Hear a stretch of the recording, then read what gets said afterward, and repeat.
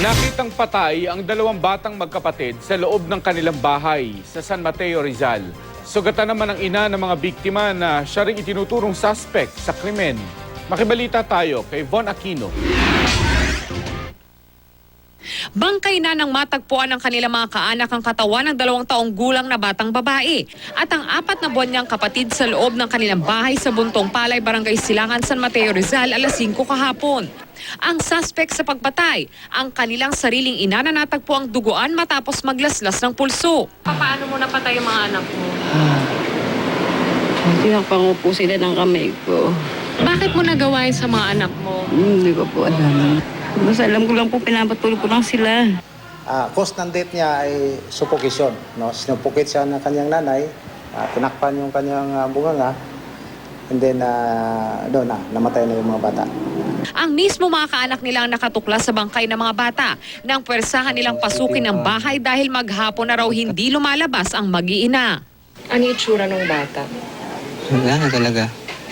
Wala nang nakahiga lang dyan. Parang natutulog lang. Akala ko mabubuhay pa yung 2 bata, binuwat ko. Tingnan ko kung kaya pa bang iligtas. Hindi na talaga. Matigas na sila. Ngayon, nag-iiyak ako, sumigaw ko, namatay ako. Kinuha ko ng kapitbahay. Yun. Natagpuan sa crime scene ang isang kitchen knife na posibleng ginamit ang suspect sa paglalaslas sa sarili. Tingin ng asawa ng suspect, droga ang dahilan kung bakit nangyari ang krimen. Nakakita rin kasi ng mga drug paraphernalia sa bahay. At mismo ang suspect na rin ang umaming gumamit siya ng droga bago ito nangyari. Ano yung ginamit mong drug? Shabu po. Shabu.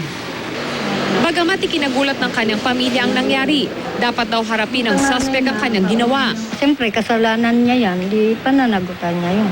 Ngayon sa batas. Kasi pinatay niya yung 2 bata. Right.